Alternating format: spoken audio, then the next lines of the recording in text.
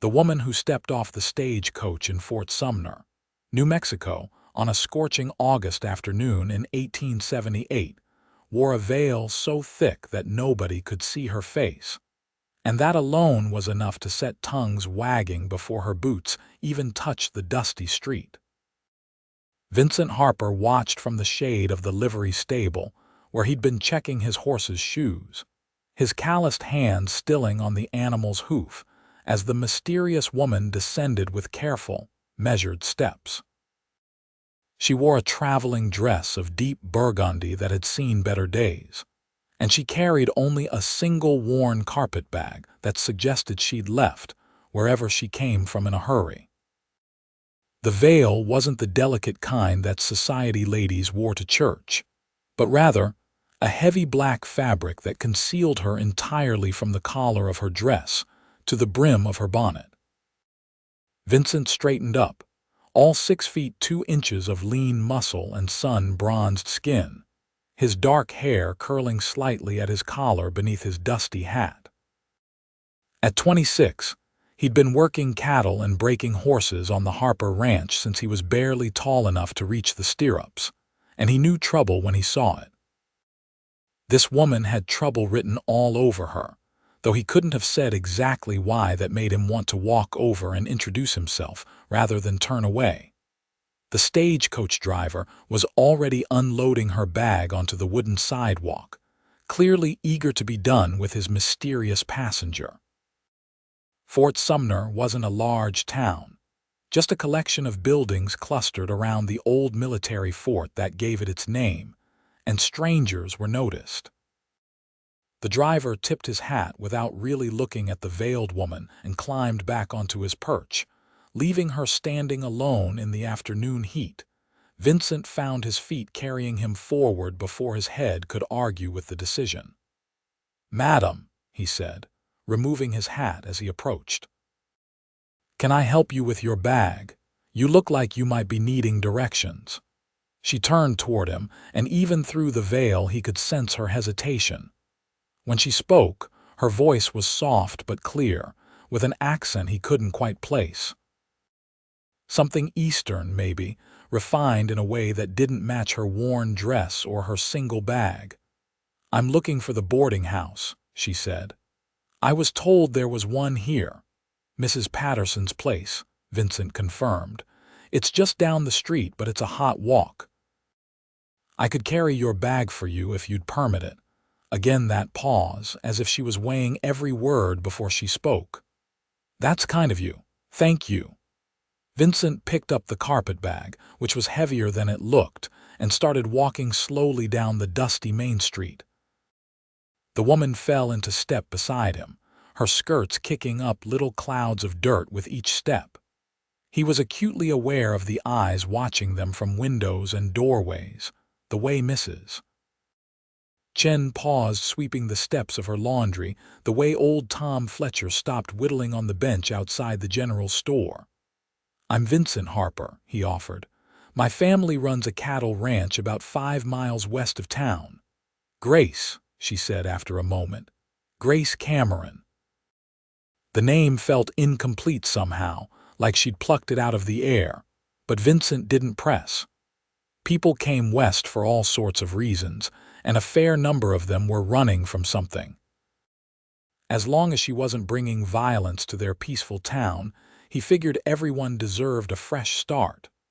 "Welcome to Fort Sumner, Miss Cameron," he said, noting that she'd given him no title and making his own assumption. "It's not much, but it's home."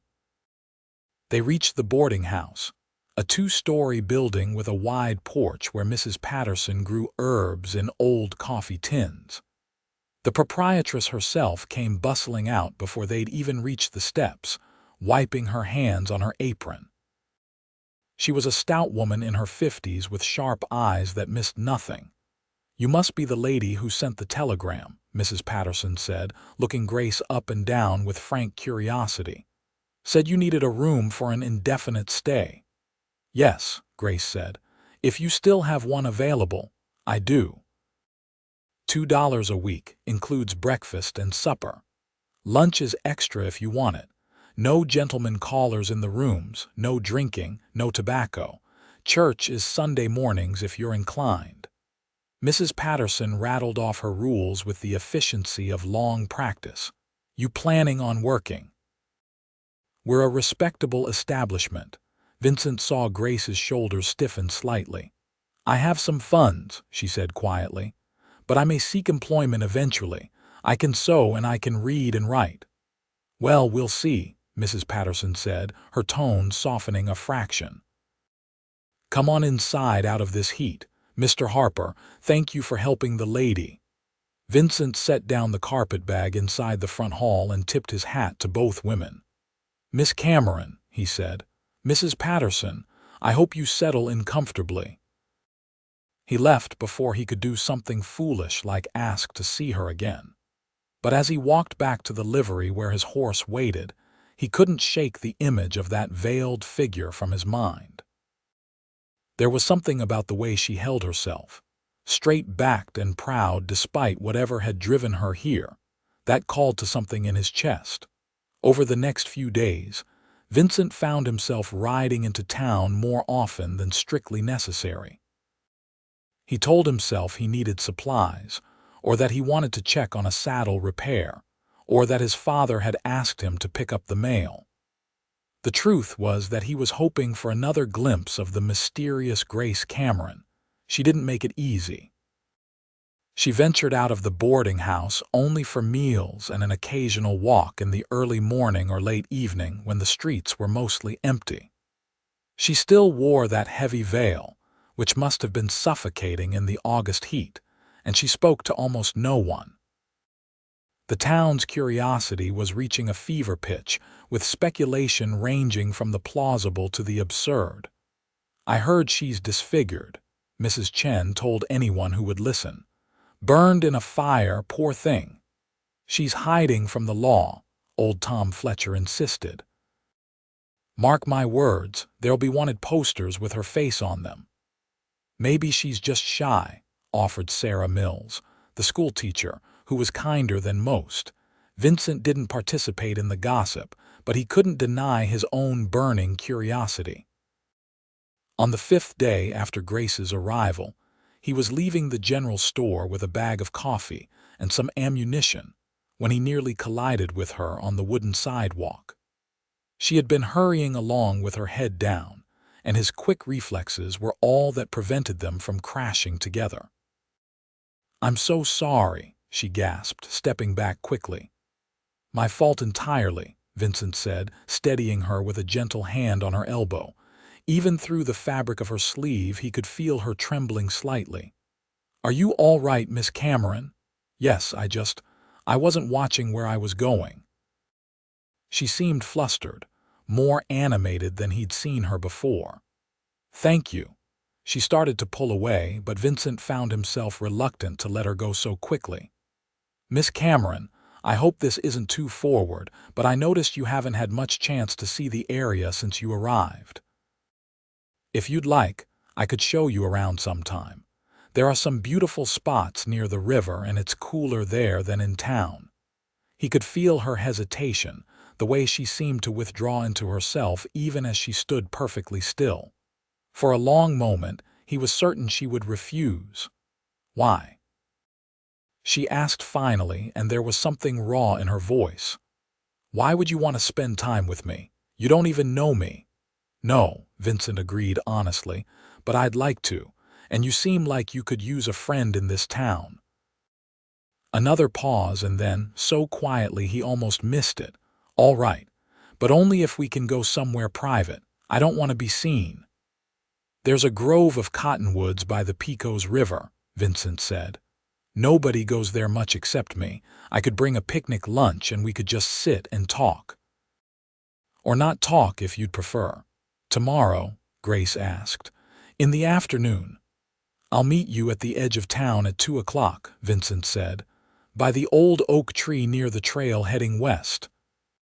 She nodded and hurried away, leaving Vincent standing on the sidewalk with a smile tugging at the corners of his mouth and a warmth in his chest that had nothing to do with the summer sun.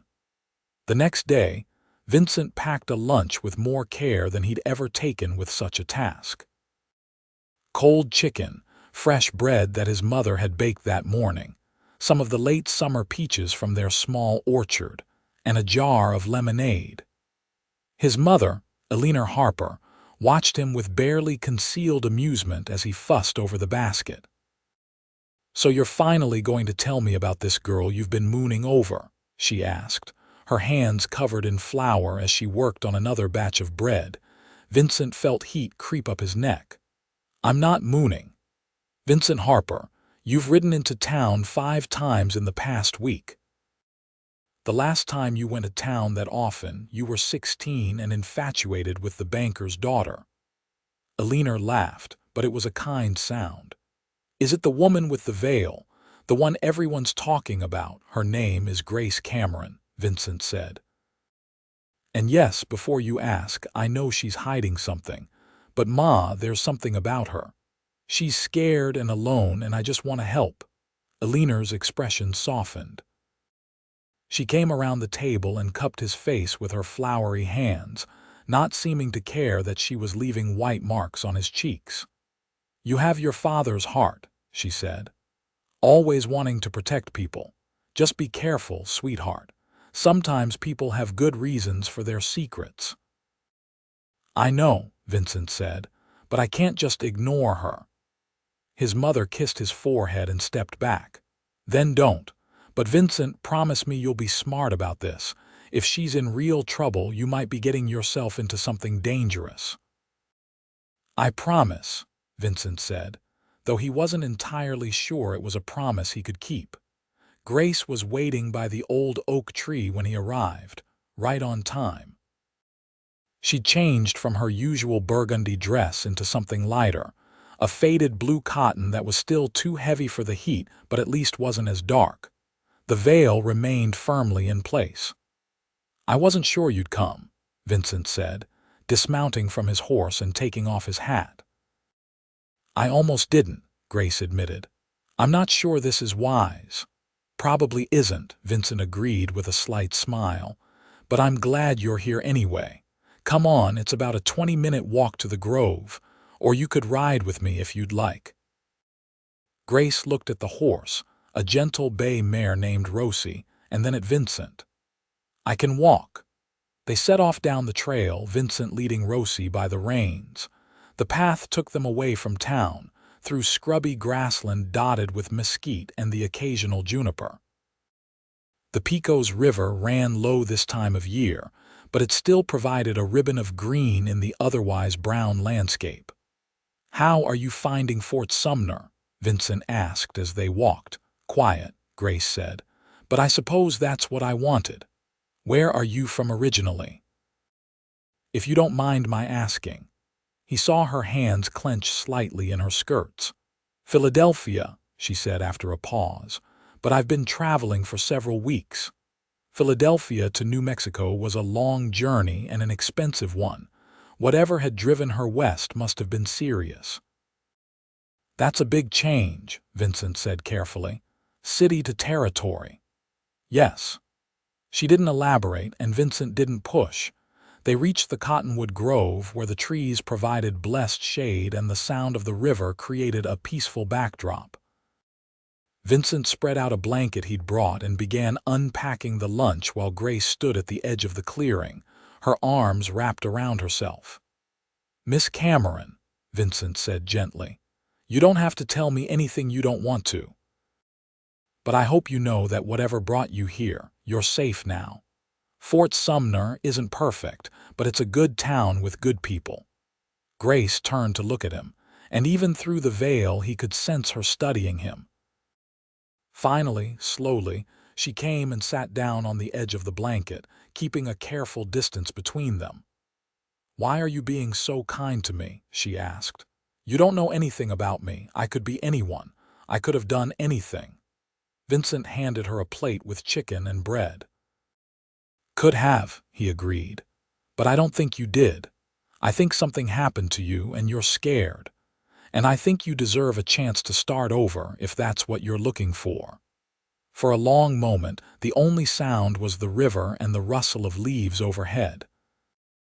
Then Grace spoke, so quietly he had to lean closer to hear her. "What if I can never tell you what happened? What if I can never explain why I'm here, or what I'm hiding from?" Vincent thought about that carefully before answering. "Then I suppose I'll just have to earn your trust slowly," he said. "Show you that you can count on me even if I don't know the whole story.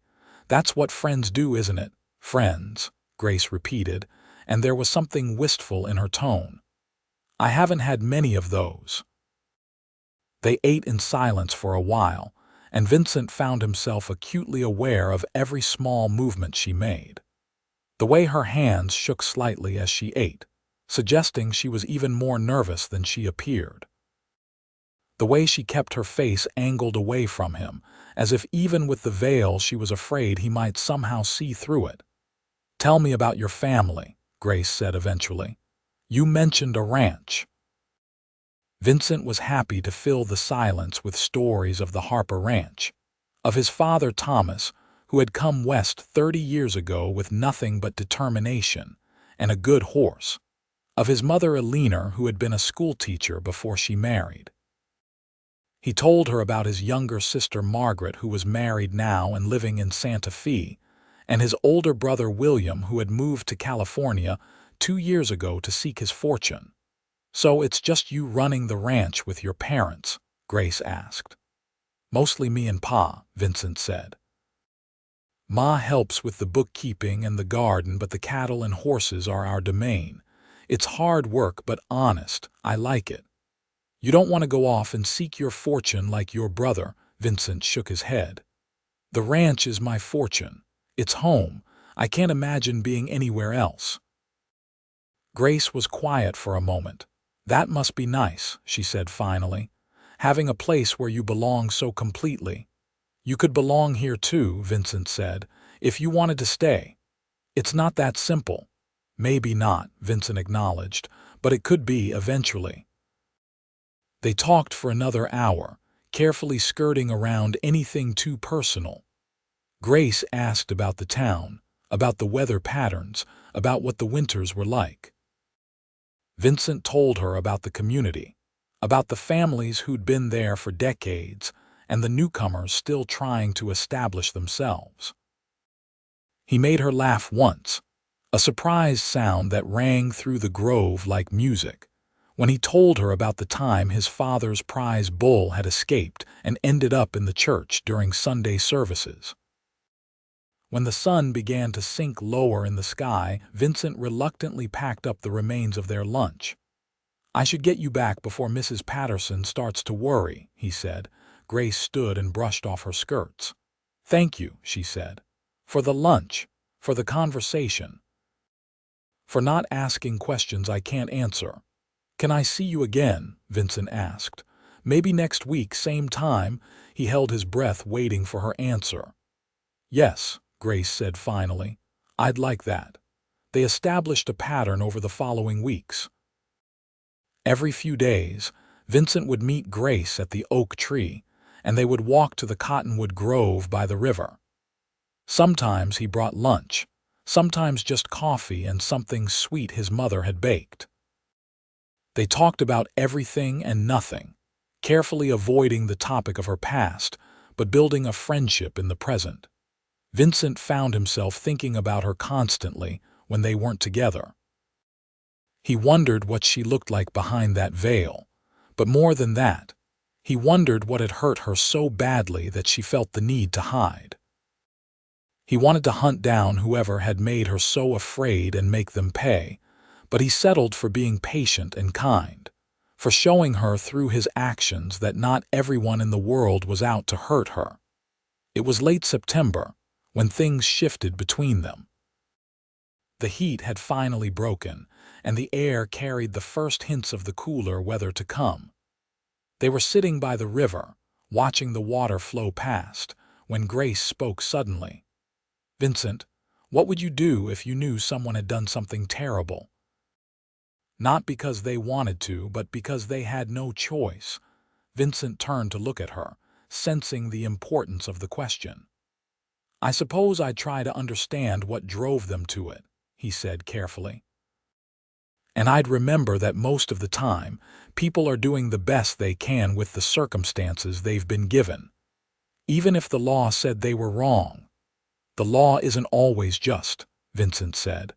I've seen that enough times to know it's true. Grace pulled her knees up to her chest, wrapping her arms around them.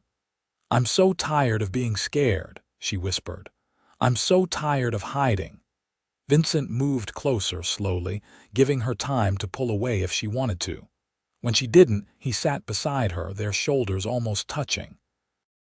You don't have to tell me anything, he said, but if you want to, I'm here, and nothing you say will make me turn away from you. You can't promise that, Grace said. You don't know what I've done. Then tell me, Vincent said gently. Let me prove it.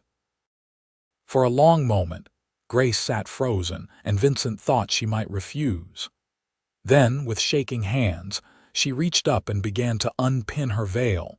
Vincent held his breath, staying perfectly still as she slowly removed the heavy fabric. When she finally let it fall to her lap and turned to face him, he found himself looking at one of the most beautiful women he'd ever seen.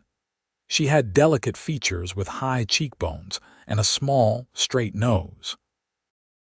Her eyes were a striking gray-green, like the river after a storm, and her hair, which had been pinned up beneath the bonnet, was a rich auburn that caught the late afternoon light. But it was the expression in those eyes that truly captivated him, a mixture of fear and defiance and desperate hope. The left side of her face, from her temple to her jaw, bore the faded yellow-green of old bruises, nearly healed but still visible. There were other marks too, a thin scar at her hairline, a slight swelling near her eye. Vincent felt rage surge through him, hot and immediate, but he forced it down. Getting angry now wouldn't help her. Instead, he reached out slowly and gently touched her cheek, his thumb tracing carefully below one of the bruises. "Who did this to you?" he asked, his voice rough with suppressed emotion. Grace's eyes filled with tears. "My husband," she whispered. "My late husband." The word late registered, and Vincent went very still. "Grace, what happened?" She took a shuddering breath, and then the whole story came pouring out. Her name was Grace Cameron, but it had been Grace Winters before. She'd married Peter Winters 2 years ago in Philadelphia. He'd seemed charming at first, attentive and kind, but after the wedding, everything had changed.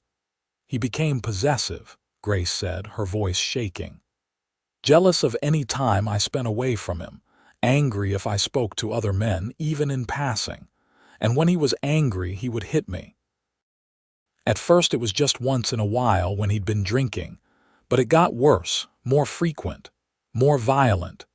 Vincent felt sick listening to her, but he kept his hand steady on her face, grounding her. "I tried to leave once," Grace continued, "but he found me and dragged me back. He said if I ever tried to leave again, he'd kill me, and I believed him. I saw it in his eyes." She wiped at her tears with the back of her hand. "2 months ago, he came home drunk and angrier than I'd ever seen him. He started hitting me and he wouldn't stop. I thought he was going to kill me right then. I grabbed the fireplace poker and I hit him. I just wanted him to stop, Vincent. I just wanted him to stop hurting me." "Grace," Vincent said gently. "Did you kill him?" She nodded, fresh tears streaming down her face. "I didn't mean to. I just hit him once, but he fell and cracked his head on the hearth. There was so much blood. I tried to help him, but he was already dead." Her voice cracked. "The constable who investigated said it was clearly self-defense. There was a doctor who treated me before who testified about the pattern of injuries. They didn't charge me with anything. They said I was within my rights to protect myself." "Then why are you running?" Vincent asked, though he thought he might already know the answer. "Because Peter's family has money and influence," Grace said bitterly. "His father is a prominent businessman, and he refused to accept that his son was a monster. He swore he'd make me pay for killing Peter, legal ruling or not. He hired men to watch me, to follow me. He made sure I couldn't work, couldn't live in peace. He wanted to destroy me slowly, to make me suffer." She looked at Vincent with desperate eyes. "I couldn't take it anymore. I withdrew what little money I had saved, bought a ticket west, and ran. I've been looking over my shoulder ever since, terrified that someone will recognize me, that the Winters family will find me and make good on their threats." She gestured to the veil, which lay crumpled in her lap. "That's why I hide. That's why I can't let people see me clearly. I'm so afraid someone will know who I am and send word back to Philadelphia." Vincent pulled her into his arms, holding her carefully as she sobbed against his chest. His mind was racing, processing everything she'd told him. She'd killed a man, but it had been self-defense against a monster who'd been beating her. She wasn't running from justice, but from vengeance. "Listen to me," Vincent said firmly when her sobs had quieted to hiccups. "You're safe here. Fort Sumner is a long way from Philadelphia, and the Winters family's influence doesn't reach this far. You don't have to hide anymore, Grace. You don't have to wear that veil." "You don't understand," Grace said, pulling back to look at him. "Men like Peter's father don't give up. They have resources, connections. He could hire Pinkertons to find me." "Let him try," Vincent said with a fierceness that surprised even him. "By the time anyone shows up asking questions, you'll have put down roots here. You'll have friends and community who'll stand by you, and you'll have me." Grace stared at him, her eyes wide. "Why would you do that for me? I'm a widow who killed her husband. I'm damaged and frightened and carrying more baggage than anyone should have to bear." Vincent cupped her face in both hands, forcing her to meet his eyes. "You're a survivor," he said.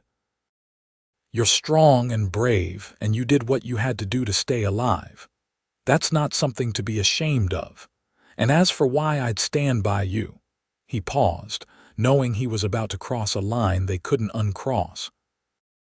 "Because somewhere along the way these past few weeks, I've fallen in love with you, Grace Cameron." Her breath caught, and for a moment she looked terrified. Then something shifted in her expression, like a wall crumbling. "I thought I'd never feel safe enough to let anyone close again," she whispered. "But Vincent, you make me feel like maybe, just maybe, I could have a life again. A real life." "You can," Vincent promised. "We both can. Together, if you'll have me." Instead of answering with words, Grace leaned forward and kissed him.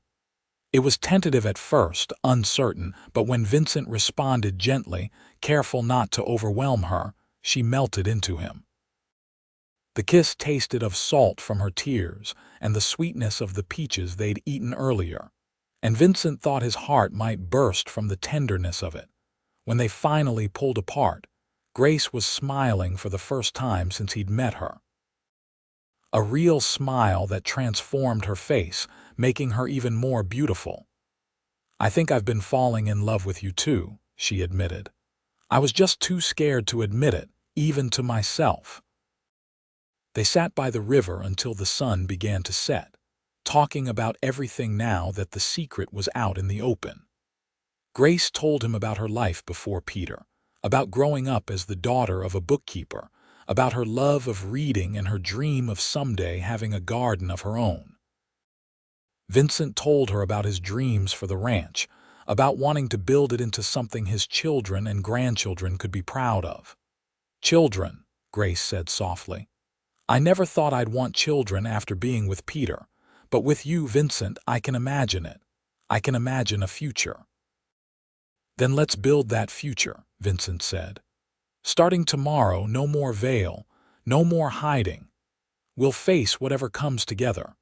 Walking back to town that evening, Grace's hand tucked securely in the crook of Vincent's arm, they both felt lighter than they had in months. The fear that had been Grace's constant companion hadn't disappeared entirely, but it had loosened its grip. She wasn't alone anymore. The next morning, Grace came down to breakfast at Mrs. Patterson's boarding house without her veil for the first time. The other boarders, A young clerk named Timothy and an elderly widow named Mrs. Henderson both stopped eating to stare. "Well," Mrs. Patterson said briskly, recovering first, "it's nice to finally see your face, dear. You're even prettier than I imagined. Coffee." Grace felt tears prick her eyes at the simple acceptance. "Yes, please." News spread through Fort Sumner like wildfire, as Vincent had known it would. The mysterious veiled woman had finally shown her face, and she was keeping company with Vincent Harper. The gossip was intense for a few days, but Vincent's family was well respected in the community, and his obvious devotion to Grace went a long way toward smoothing things over. Vincent Harper insisted on meeting Grace properly within a week of the revelation. Vincent brought her to the ranch on a sunny October afternoon, and Grace was terrified. "What if your parents don't approve?" she asked for the 10th time as they rode up the long drive to the ranch house. "They will," Vincent assured her. "Ma's already half in love with you just from what I've told her, and Pa trusts my judgment." The Harper Ranch house was a solid adobe structure with a wide porch and a roof of clay tiles. It sat on a gentle rise overlooking grazing land that stretched for miles in every direction. Grace could see cattle in the distance, dark shapes against the golden grass, and several horses in a nearby corral. Eleanor came out onto the porch before they'd even dismounted, wiping her hands on her apron. She was a handsome woman in her early 50s with silver threading through her dark hair and Vincent's same warm brown eyes. "You must be Grace," Eleanor said, coming down the steps with her arms outstretched. "Welcome to our home, dear." Grace found herself enveloped in a warm hug that smelled of bread and lavender, and something tight in her chest loosened another notch. "Thank you for having me, Mrs. Harper. Call me Eleanor, please. Mrs. Harper makes me feel ancient." She pulled back and looked Grace up and down with a shrewd but kind gaze. Vincent wasn't exaggerating. "You are lovely. Come inside, I've got coffee on and fresh cinnamon rolls." Thomas Harper was in the kitchen when they entered, a tall, weathered man with silver hair and a quiet demeanor. He stood when they came in and shook Grace's hand with a firm grip. "Pleasure to meet you, Miss Cameron," he said. "Vincent speaks highly of you." They spent the afternoon at the ranch, and Grace found herself relaxing in a way she hadn't since before her marriage to Peter. Eleanor was warm and welcoming, asking gentle questions about Grace's sewing skills and her knowledge of gardening. Thomas was quieter, but Grace caught him watching her with an approving expression when he thought she wasn't looking. "She's a good woman," Thomas said to Vincent later when they were out checking on a new foal in the barn. "Carrying some heavy weight, though. I can see it in her eyes." Vincent had told his parents a version of Grace's story, enough that they understood she was running from a difficult past, but not so much detail that it felt like a betrayal of her trust. "She's had a hard time," Vincent agreed, "but she's strong, stronger than she knows. You serious about her?" Thomas asked directly. "Yes, sir," Vincent said without hesitation. "I'm going to marry her if she'll have me." Thomas nodded slowly. "Then you treat her right. Show her what a good man looks like so she can forget whatever she left behind." "I will," Vincent promised. As autumn deepened into winter, Vincent and Grace's relationship blossomed. He courted her properly, with evening walks and Sunday dinners with his parents, with small gifts like a book of poetry he saw her admiring in the general store, or a shawl in a shade of green that matched her eyes.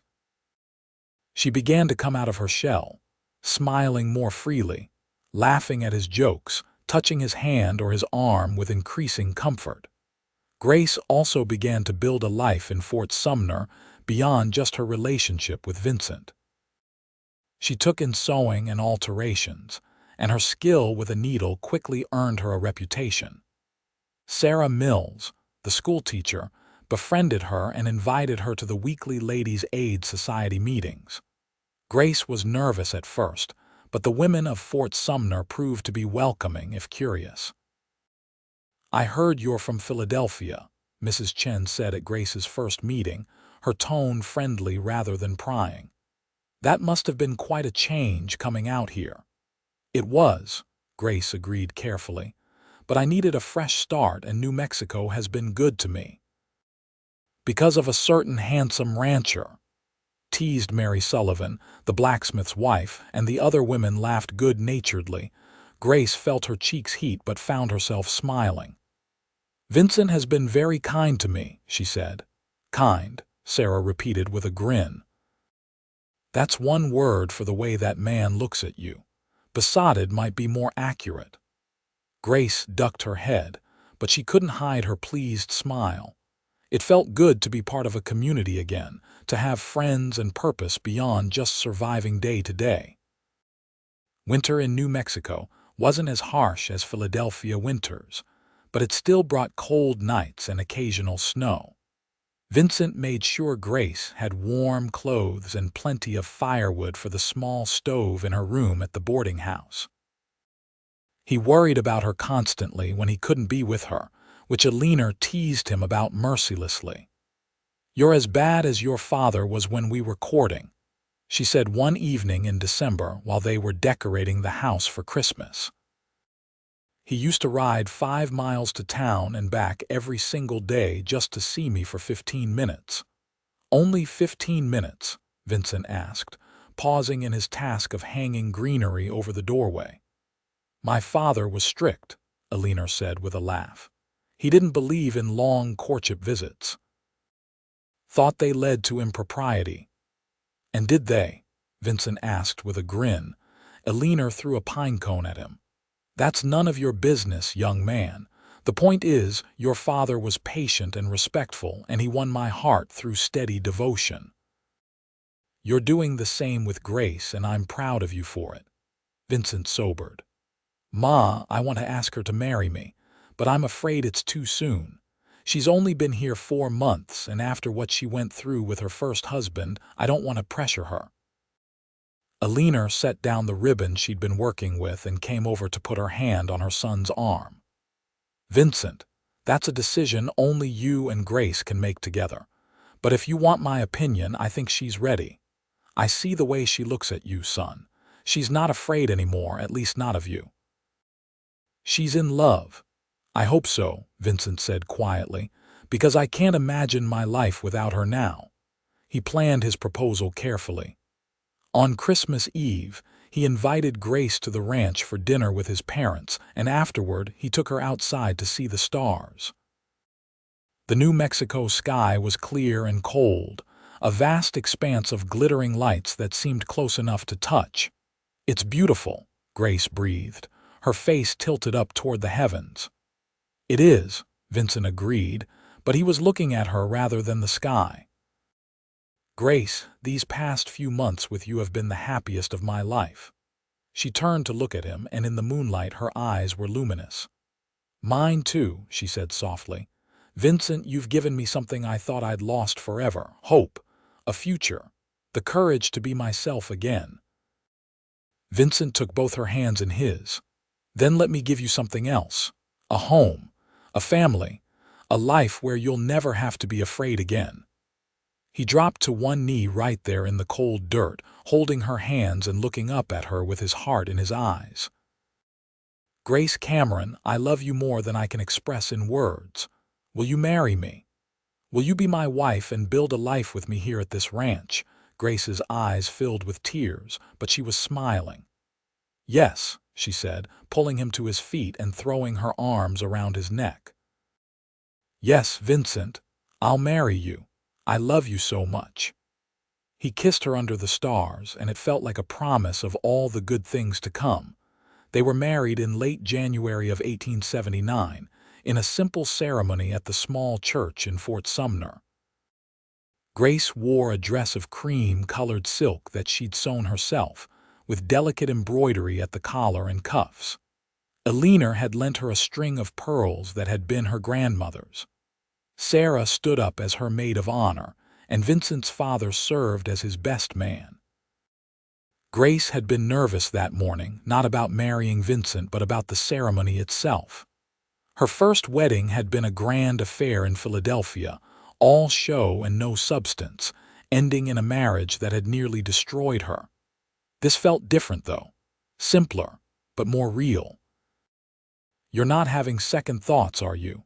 Sarah asked gently as she helped Grace with the buttons on her dress. "No," Grace said firmly. "Not for a second. Vincent is nothing like Peter. He's kind and patient and good. I trust him completely." "Then why do you look so worried?" Grace bit her lip. "What if I can't be the wife he deserves? What if Peter broke something in me that can't be fixed?" Sarah turned Grace to face her, her expression serious. "Grace Cameron, soon to be Grace Harper, you listen to me. You are not broken. You survived something terrible, and you came out the other side with your spirit intact. That takes incredible strength. Vincent knows what you've been through, and he loves you anyway. He loves you because of who you are, not despite it." Grace felt tears threaten and blinked them back. "Thank you," she whispered, "for being my friend, for helping me believe that." The ceremony itself was beautiful in its simplicity. Vincent stood at the altar in his best suit, his hair neatly combed for once, and when Grace walked down the aisle on Thomas's arm, the expression on Vincent's face made her breath catch. He looked at her like she was the most precious thing in the world. They exchanged vows in steady voices, promising to love and cherish each other through all the days of their lives. When the minister pronounced them husband and wife and Vincent kissed her, Grace felt something inside her fully settle. She was home. She was safe. She was loved. The whole town turned out for the reception afterward at the church hall. There was music and dancing, and Grace found herself passed from partner to partner, as what seemed like every man in Fort Sumner wanted to congratulate the new Mrs. Harper with a dance. But her eyes kept finding Vincent across the room, and every time their gazes met, she felt warmth bloom in her chest. Late in the evening, Vincent finally claimed her for another dance. "Having fun?" he asked as he swept her into a waltz. "More than I can express," Grace said honestly. "Your town has been so welcoming, Vincent. I never expected to feel so accepted here." "Our town," Vincent corrected gently. "It's yours too now. This is your home, Grace, for as long as you want it." "Forever then," Grace said, and she meant it with every fiber of her being. They spent their wedding night at the ranch, in the room that had been Vincent's since childhood, but was now being transformed into their shared space. Alina and Thomas had tactfully gone to stay with neighbors for a few days, giving the newlyweds privacy. Grace was nervous as Vincent carried her over the threshold. Her wedding night with Peter had been painful and frightening, and despite Vincent's unfailing gentleness, she couldn't quite shake the anxiety. Vincent seemed to sense her nervousness. He set her down gently and took her hands. "Grace, we don't have to do anything tonight. I'm happy just to hold you, to sleep beside you. There's no rush." Grace felt her eyes sting with grateful tears. "I want to," she said. "I'm just scared, not of you," she added quickly. "Never of you, but of the memories." "Then we'll make new memories," Vincent said softly. "Better ones. We'll go slowly and you can tell me to stop at any time. Your comfort is more important than anything else." He was as good as his word, patient and tender in a way that made Grace's heart ache with love for him. He took his time, checking in with her constantly, and when they finally came together as husband and wife, it was nothing like her experience with Peter. It was gentle and loving and sweet, and afterward, lying in Vincent's arms with her head on his chest, Grace felt truly safe for the first time in years. "I love you," she whispered into the darkness. "I love you too," Vincent murmured, pressing a kiss to the top of her head. "Always." Grace settled into life as a rancher's wife with surprising ease. She learned to help Alina with the garden and the chickens, to cook hearty meals for the ranch hands Vincent occasionally hired for big jobs, to keep the books and manage the household accounts. She discovered she had a knack for working with the horses, and Vincent started teaching her to ride properly.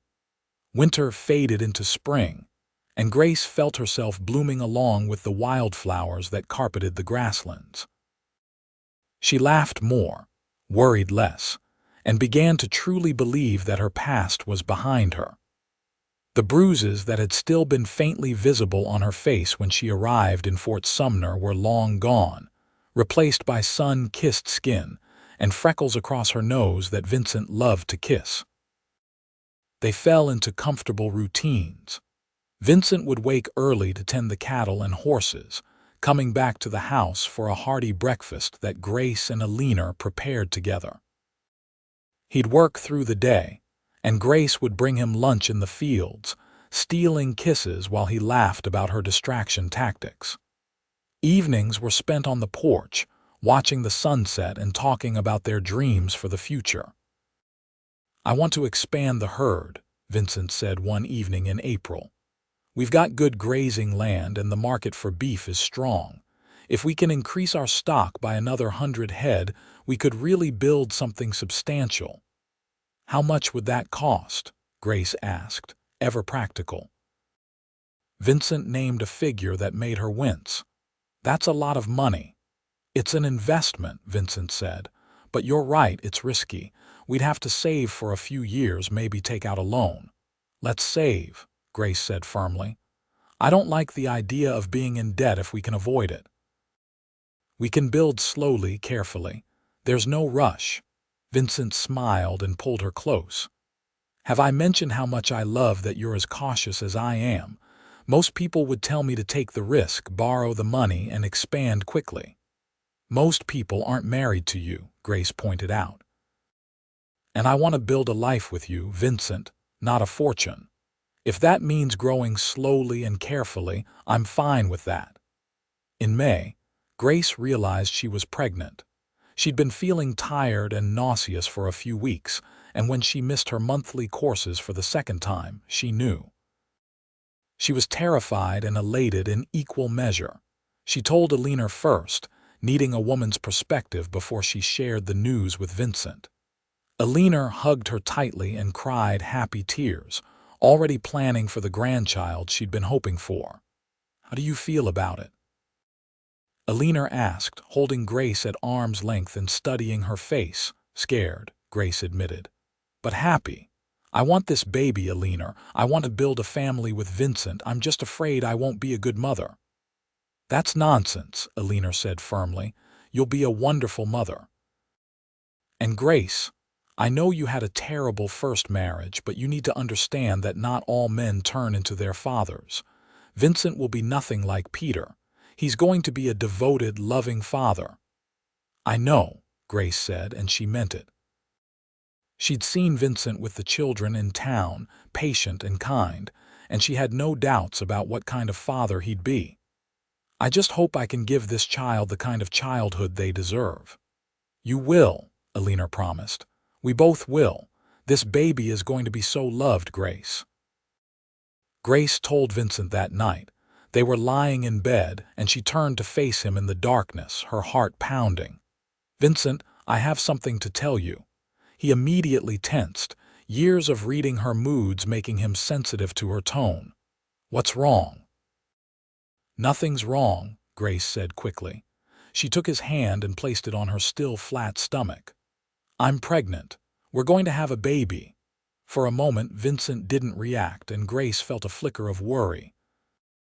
Then he let out a whoop of joy that probably woke his parents in their room down the hall and pulled Grace into his arms. "A baby," he kept saying, his voice full of wonder. "We're having a baby. Grace, this is incredible. How are you feeling? When did you know? Do you need anything?" Grace laughed, joy bubbling up in her chest.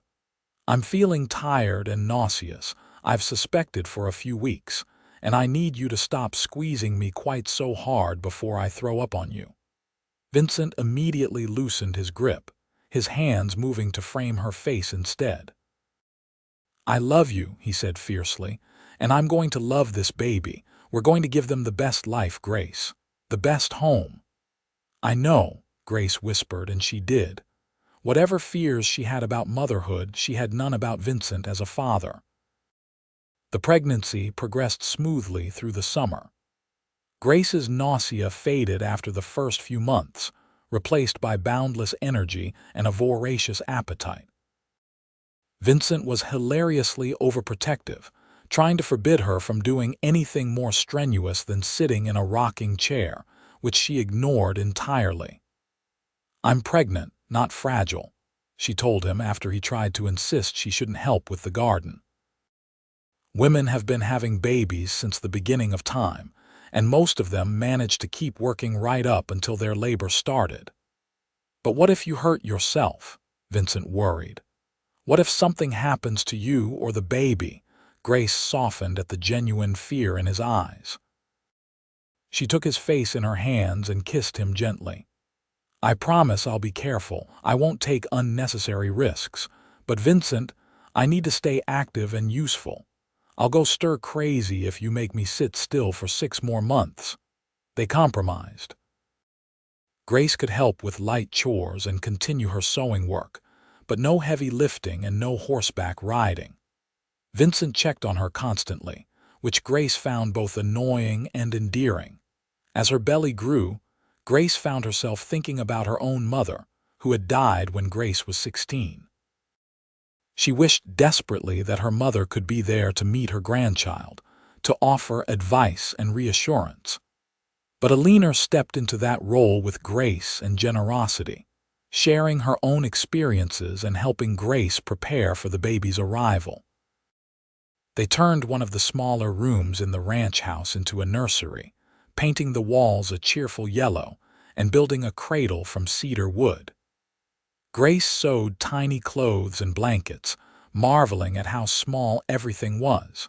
It made the baby feel real in a way it hadn't before. In September, when Grace was about 6 months along, a stranger rode into Fort Sumner asking questions.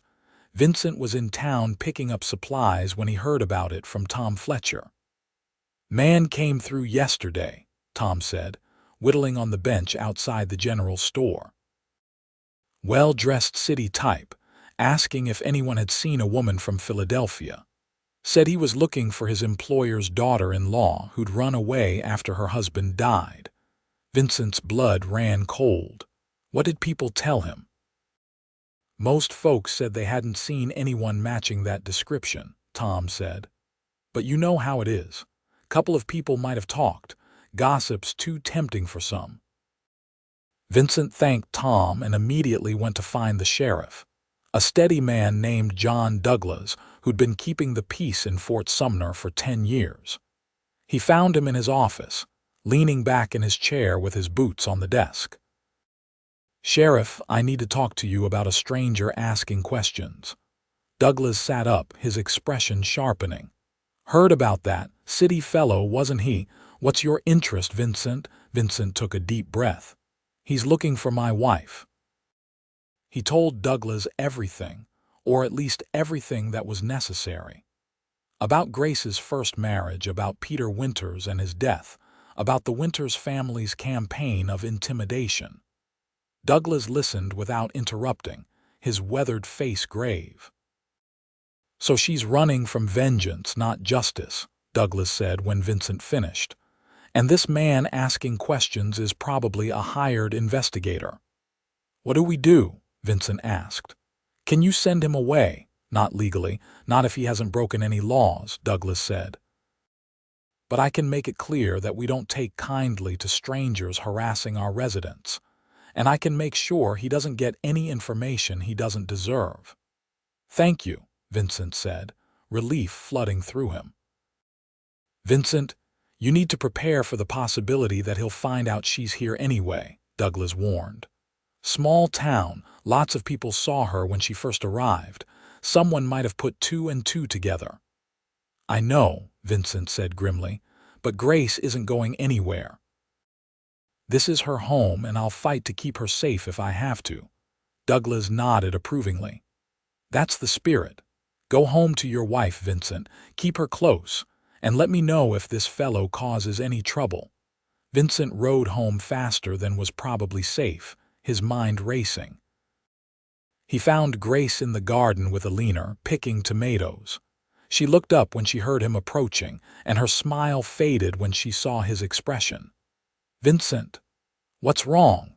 He dismounted and came to her, pulling her into his arms despite Alina's presence.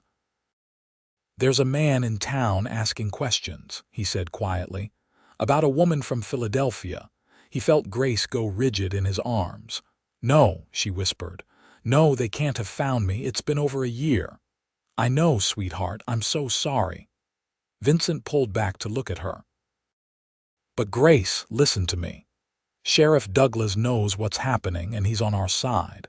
This man hasn't found you yet, and even if he does, we're not going to let him take you anywhere or hurt you." Grace's face was white, her gray-green eyes huge with fear. "You don't understand. The Winters family doesn't give up. If they've tracked me this far, they won't stop until they've destroyed me." "Then they'll have to go through me first," Vincent said fiercely. "And my family. And half the town. You're not alone anymore, Grace. You have a community here that cares about you." Alina came over and put her arm around Grace's shoulders. "Vincent's right, dear. You're one of us now, and we protect our own." They went inside, and Grace sat at the kitchen table with shaking hands while Alina made tea and Vincent paced. Thomas came in from the barn and immediately sensed the tension. "What's happened?" Vincent explained again, watching his father's face darken with anger. "That settles it," Thomas said. "Grace doesn't leave the ranch without one of us with her, and we keep our eyes open for any strangers." Over the next few days, the tension was almost unbearable. Vincent hardly left Grace's side, and when he had to work, Thomas or Alina stayed with her. Grace herself was trying to be brave, but Vincent could see the fear in her eyes, the way she startled at unexpected sounds. On the third day, Sheriff Douglas rode out to the ranch with news. "The investigator left town this morning," he said. "Headed east, said he was giving up the search in this area." Vincent felt Grace sag with relief beside him. "Are you sure? He's really gone?" "I made sure of it," Douglas said with grim satisfaction. "Had a long talk with him about how we don't appreciate outsiders coming in and stirring up trouble. Might have mentioned that the lady he was looking for, if she was here, would be under the protection of some very influential people who wouldn't take kindly to harassment." He glanced at Grace.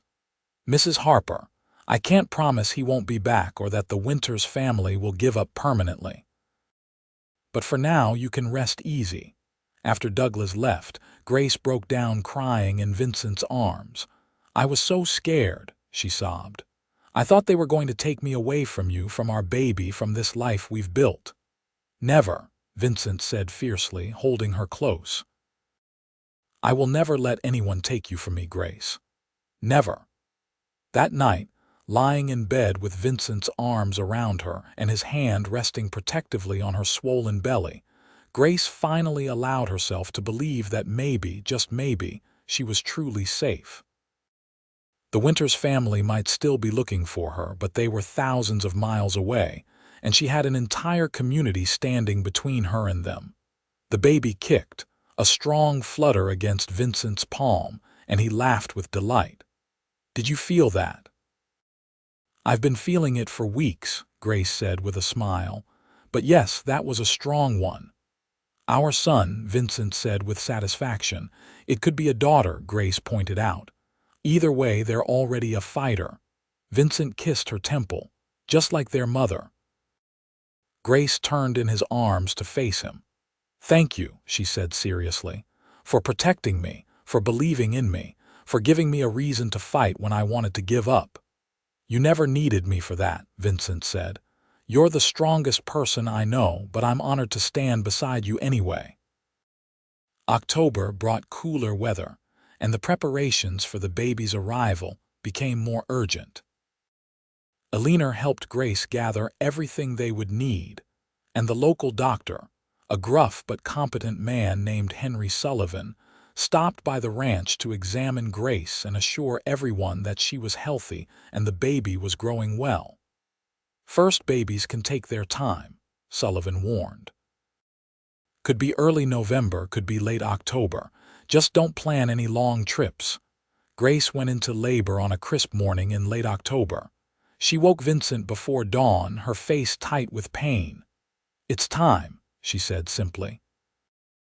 Vincent shot out of bed like he'd been fired from a cannon, tripping over his discarded boots in his haste to get dressed. "I'll get Ma, and the doctor, and water. We need water, and towels. Do we have towels?" Despite her pain, Grace couldn't help but laugh at his panic. "Vincent, breathe. Your mother knows what to do, and she's right down the hall. We have plenty of time." But Vincent was already out the door, shouting for his parents. Within minutes, the household was in organized chaos. Eleanor took charge with calm efficiency, getting Grace settled in bed and sending Thomas to fetch Dr. Sullivan. Vincent hovered uselessly until his mother finally ordered him to go boil water and make himself useful. The labor lasted through the morning and into the afternoon. Vincent paced the kitchen while his father tried to distract him with talk of ranch business, but neither of them could focus.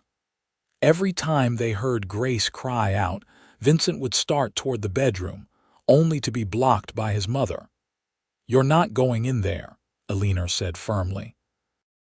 "This is women's work and you'll only get in the way. She's doing fine, Vincent. Dr. Sullivan says everything is progressing normally." "I should be with her," Vincent protested. "She shouldn't have to do this alone." "She's not alone. I'm with her, and so is the doctor. You can see her as soon as the baby is born, I promise." It was just after 3 in the afternoon when they finally heard a new sound, a thin, angry wail that made Vincent's heart stop and then race. Minutes later, Eleanor emerged from the bedroom with tears streaming down her face and a huge smile. "You have a son," she said. "A beautiful, healthy boy, and Grace did wonderfully. She wants to see you." Vincent practically ran to the bedroom. Grace was propped up against the pillows, looking exhausted but radiant, and in her arms was a tiny bundle wrapped in a blue blanket. When she looked up and saw Vincent, her smile could have lit up the whole territory. "Come meet your son," she said softly.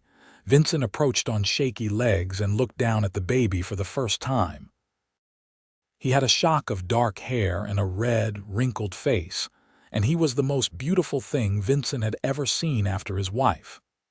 "Can I hold him?" Vincent asked, his voice rough with emotion. Grace carefully transferred the baby to his arms, showing him how to support the head. The baby opened his eyes, revealing a dark blue-gray that would probably change color in the coming weeks, and seemed to look directly at Vincent. "Hello, little one," Vincent whispered. "I'm your papa, and I promise I'm going to love you and protect you every single day of your life." Tears were streaming down his face, and he didn't care. Grace reached up and took his hand, squeezing it. "What should we name him?" she asked. They'd discussed names for months but hadn't been able to settle on one. Now, looking at his son, Vincent knew exactly what felt right. "Michael," he said, "after your father. Michael Thomas Harper, if that's all right with you." Grace's eyes filled with tears. Her father, Michael, had died 5 years ago, and she still missed him terribly. "That's perfect," she whispered. "He would have been so proud." Baby Michael quickly became the center of the Harper household. Vincent was completely besotted, spending hours just watching his son sleep or trying to coax smiles from him. Grace recovered from the birth quickly, throwing herself into motherhood with the same determination she brought to everything else. They were tired, constantly, as new parents always are. Michael was a good baby overall, but he woke frequently to eat, and Grace insisted on nursing him herself despite Eleanor's offers to help with bottles. Vincent would wake with her during those midnight feedings, keeping her company in the rocking chair they'd placed in the nursery. "You don't have to stay up with me," Grace said one night, cradling Michael as he nursed. "You have to work in the morning." "So do you," Vincent pointed out. "And besides, I like this. Sitting here with my family in the quiet, it's peaceful." Grace smiled at him, her face soft in the lamplight. "I never imagined I could be this happy," she admitted. "After everything with Peter, I thought joy was something that happened to other people. But this, Vincent, this life we've built, it's everything I ever wanted and things I didn't even know I could dream about."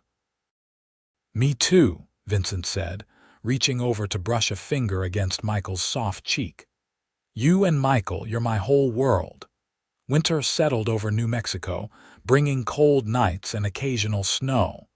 The ranch work continued, though at a slower pace during the coldest months.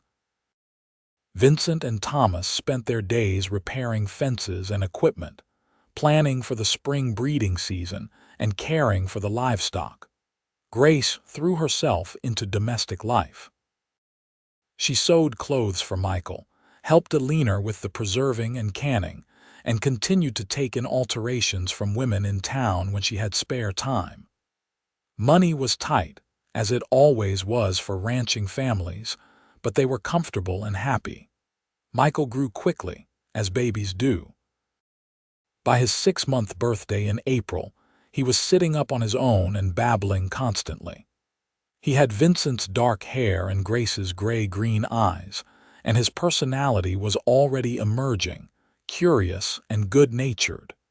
Grace's past seemed truly behind them now. There had been no more investigators, no threatening letters, no signs that the Winters family was still searching for her. She began to relax in a way she never had before, to truly believe that she was safe.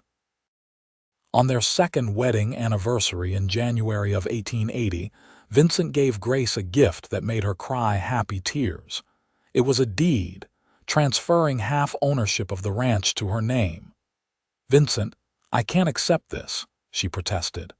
"The ranch has been in your family for 30 years. "And now it's in our family," Vincent said firmly. "Grace, you work just as hard as I do to make this place succeed. You're my partner in everything. The ranch should be ours, not just mine." She threw her arms around him and kissed him thoroughly. "I love you so much." "I love you too," Vincent murmured against her lips. "Forever." Life continued in its peaceful rhythm through 1880 and into 1881. The ranch prospered, and they were able to add to their herd as they'd planned. Michael grew into a sturdy toddler who loved following his grandfather around and helping with the horses. Grace became a fixture at the Ladies' Aid Society meetings and was known throughout Fort Sumner for her kindness and her skill with a needle. In the spring of 1881, Grace discovered she was pregnant again. Michael was 18 months old, still nursing occasionally, and Grace worried about how she'd manage 2 babies. But Alina assured her it would be fine, and Vincent was over the moon with excitement.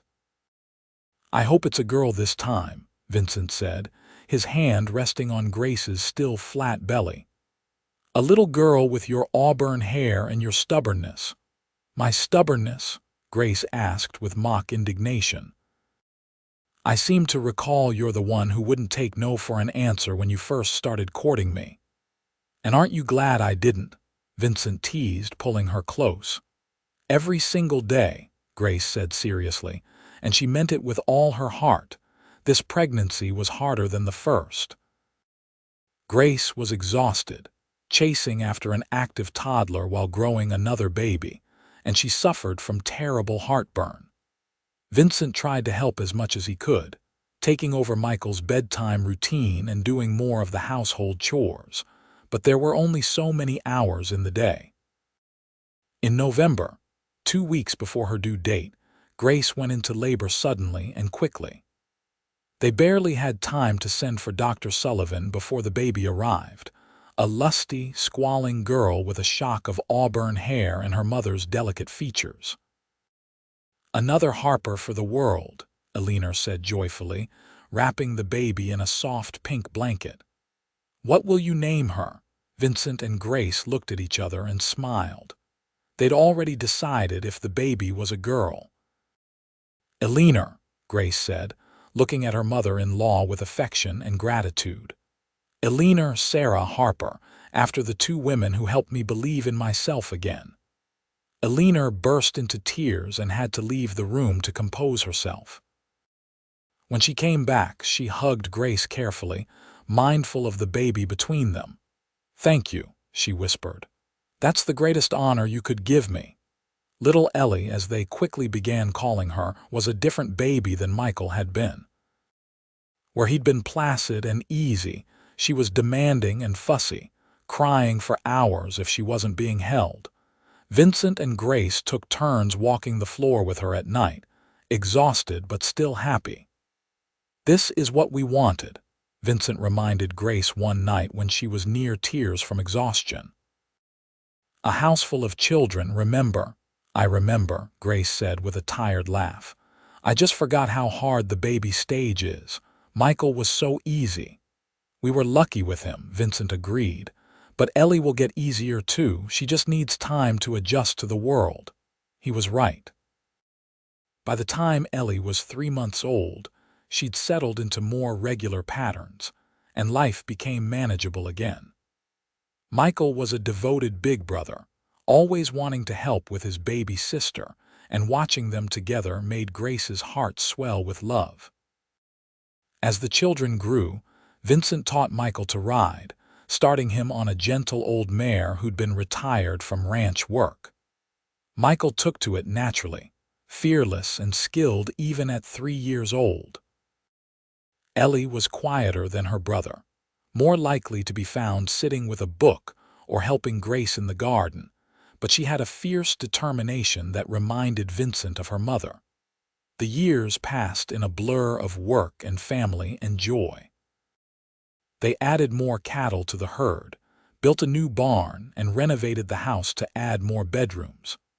Grace's sewing business grew until she was supplying clothes for families throughout the territory. Vincent became known as one of the best horsemen in New Mexico, and people came from miles around to buy animals he'd trained. In the fall of 1885, when Michael was 7 and Ellie was nearly 4, Grace discovered she was pregnant again. She was 32 now, and she worried that she was getting too old for more children. But Vincent was thrilled, and the children were excited about the prospect of another sibling. This pregnancy was easier than Ellie's had been, and in June of 1886, Grace gave birth to twin boys. It was a shock, as twins ran in neither family, but Dr. Sullivan assured them both babies were healthy. They named them Daniel and James, and they were identical from the start, with dark hair like their father and brother and mischievous smiles that promised future trouble. Vincent joked that they'd need to expand the house again, and Grace laughed and agreed. Life with 4 children was chaotic and exhausting, and absolutely wonderful. The house was never quiet, filled with laughter and arguments and the constant noise of a growing family. Michael helped with the ranch work, already showing promise as a cattleman. Ellie started school and proved to be brilliant, reading far above her grade level. The twins got into everything, partners in crime from their first steps. Through it all, Vincent and Grace's love for each other only deepened. They still made time for each other when they could, stolen moments on the porch after the children were in bed, or early morning rides together when Eleanor could watch the kids. They'd built something beautiful together, a family and a life that neither of them had quite believed possible when they first met. In the summer of 1889, a letter arrived that made Grace's hands shake. It was from a lawyer in Philadelphia, informing her that Peter Winters's father had passed away. The elder Winters had left a letter to be delivered to Grace upon his death, and it was enclosed. Grace sat down at the kitchen table, staring at the envelope for a long moment before opening it. Vincent stood behind her, his hands on her shoulders, offering silent support. The letter was short and written in a shaky hand. Mrs. Winters, I owe you an apology that is 11 years too late. After my son's death, I was consumed by grief and anger. I refused to see the truth about what kind of man Peter had become. I hired investigators to find you and make your life miserable, believing you had murdered my boy in cold blood. It wasn't until recently, when I was putting my affairs in order, that I finally looked at the evidence from the inquest into Peter's death. I read the doctor's testimony about your injuries. I read the statements from neighbors who had heard the fights. I read the constable's report concluding that you acted in self-defense. I saw the truth I had refused to acknowledge. My son was a monster who hurt you repeatedly, and you defended yourself when he tried to kill you. I am ashamed of what I put you through afterward, of the years I spent trying to destroy you when you had already suffered so much. I have instructed my lawyers that all efforts to locate you or cause you harm are to cease immediately and permanently. I have also directed that a sum of money be paid to you as compensation for the distress I caused. It won't undo the damage, but I hope it will help you build a good life wherever you are. I am sorry. I wish I could have been the father Peter needed to become a better man, and I wish I had been brave enough to face the truth sooner. I hope you have found peace and happiness. John Winters Grace read the letter twice, tears streaming down her face. Vincent wrapped his arms around her from behind, holding her as she cried. It's over, she said finally, her voice thick with emotion. Vincent, it's really over. He gave up. I can stop looking over my shoulder. You already stopped, Vincent pointed out gently. Years ago, but I'm glad you have this closure. You deserved it. The money from the Winters estate arrived a month later, a substantial sum that made Grace gasp when she saw the bank draft. It was enough to expand the ranch significantly, to hire more hands, to buy better breeding stock. It was also enough to save for the children's education, to build the new barn they'd been planning, to make life more comfortable. This is yours, Vincent said firmly when they discussed what to do with it. Your money, Grace. You earned it through suffering. Whatever you want to do with it, I support. They decided together to invest most of it back into the ranch, setting aside portions for each child's future. With the additional capital, the Harper Ranch thrived, becoming one of the most successful operations in the territory. The years continued to pass. Michael grew into a fine young man who took over more of the ranch operations as Vincent got older. Ellie became a teacher, like Sarah Mills before her, beloved by her students. The twins, always inseparable, became skilled horsemen, and eventually started their own horse breeding operation on land adjacent to the main ranch. Vincent and Grace grew older together, watching their family expand with marriages and grandchildren. On warm evenings, they'd sit on the porch where Vincent had proposed all those years ago, holding hands and watching the sunset paint the New Mexico sky in shades of gold and crimson. "Do you ever regret it?" Vincent asked one such evening. "Leaving Philadelphia, coming west, marrying a poor cowboy." Grace turned to look at him, this man who had loved her when she was broken and afraid, who had given her the space to heal and the courage to love again. His hair was silver now, his face lined with years of sun and work, but his eyes still held the same warmth and devotion they had when he first offered to carry her bag all those years ago. "Not for a single moment," she said firmly. "You gave me everything I never knew I needed, Vincent Harper. A home, a family, safety, love. You taught me that I deserved good things, and you never asked me to be anything other than exactly who I am." "You did the same for me," Vincent said, bringing her hand to his lips and kissing it. "I was just a cowboy working his father's ranch, going through the motions. You gave my life meaning and purpose. You gave me a family to love and protect. You made me better than I ever would have been without you." They sat in comfortable silence as the stars began to emerge, one by one, in the darkening sky. Inside the house, they could hear the laughter of grandchildren visiting for Sunday dinner, the comfortable bickering of adult children, the sounds of a full, rich life. Grace leaned her head on Vincent's shoulder, feeling utterly content. She'd come to Fort Sumner 11 years ago with nothing but a secret and a desperate hope for a fresh start. She'd found so much more than she'd ever dared to dream, a love that had healed her wounds and a family that had become her whole world. Vincent pressed a kiss to the top of her head and Grace smiled. This was home. This was happiness. This was the life she'd fought so hard to build, and it had been worth every moment of fear and struggle to get here. The past was truly behind her now, nothing but fading memories that had no power to hurt her anymore. The future stretched out before them, full of promise and possibility. And the present, here in Vincent's arms with their family surrounding them, was everything she'd ever needed. They sat together on the porch until the stars filled the entire sky.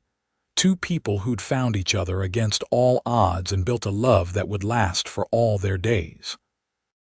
The cowboy who'd offered kindness to a frightened stranger, and the woman who'd had the courage to accept it. Together, they'd created something beautiful from tragedy, and their love story would be told by their descendants for generations to come. Inside the house, Michael called that dinner was ready and Vincent stood, offering his hand to help Grace up.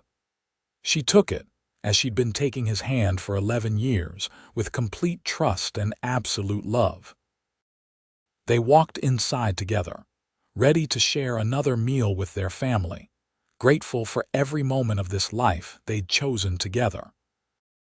And as Grace looked around the table at the faces of her children and grandchildren, all of them gathered here because she'd had the courage to run all those years ago, and Vincent had had the wisdom to love her anyway.